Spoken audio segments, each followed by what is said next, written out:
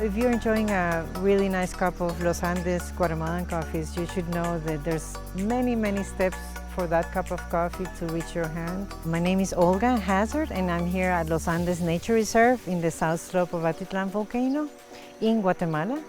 And this is a property where there's a community of more than 35 families that live here. And also it's a company that produces coffee.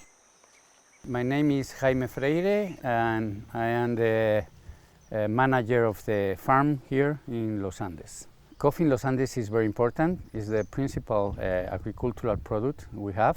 We produce a lot of coffee here. There's a whole bunch of people behind it. So the first process in January is that we come up with a seed selection. So we have a really nice nursery here at Los Andes where we bring all the seeds and we plant it in the earth. It takes about a month and a half for that little seed to pop up into what we call the little soldier. We call it a little soldier because it looks like a little stem with a helmet. Once you have that, you can do what we call here in Guatemala grafting. Here at Los Andes, grafting is something we do for all of our coffees. All of the coffees in Guatemala are grafted. This is an invention that was created here in Guatemala so the coffees would be stronger in their plants, get less diseases, and at the same time not lose the quality on the cup. So what Tomasa is doing right now is she's taking a very fine gillette and putting two little plants together. So the bottom part will be a Robusta coffee. The root has to be straight and long, and that will allow the coffee plant to have less disease and to grow better. So at the same time, she's also explained on the other side, the Arabica part, it also has to be checked and to make sure that it has a proper size and a proper stem. You have to be very careful to do the cutting of the grafting in a very proportional and unified way. If this is not done well, the plants don't grow, and you will find out that in 3 years. So it's very important that the grafting is done in a proper way. Once you have the grafting, this little plant will go again to the nurseries back and it will be planted again. In this time it will be planted inside a little black bag so that it will be easily carried to the mountain once it's ready to go out into the field.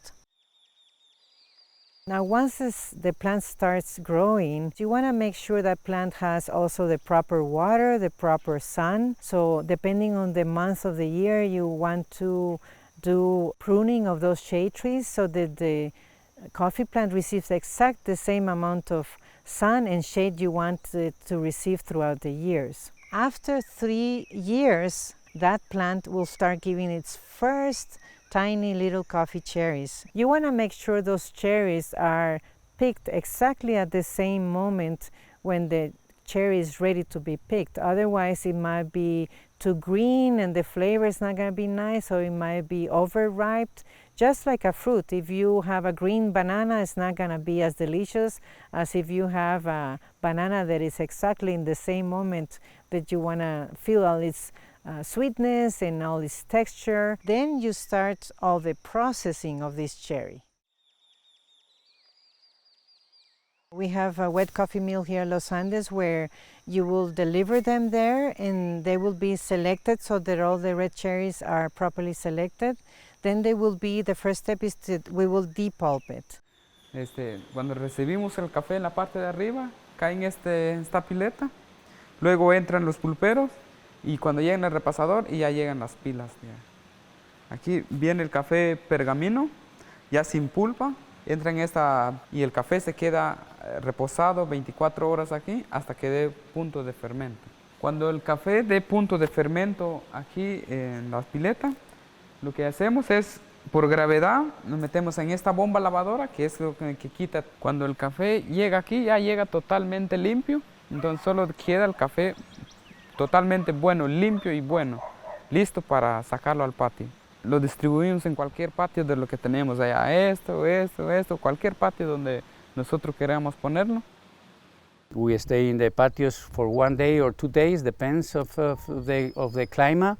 And then we go to the parihuelas, stay like around 10 days more or less, and the coffee dry very slowly. No? That's also important to the quality of the coffee because you need to have a very low water activity inside the grain, inside the bean. And every lot will go through also a cupping. We will have a cupping for each lot telling us if that coffees are very good, excellent, or super excellent. And at that moment, we send the coffee to our clients in the US.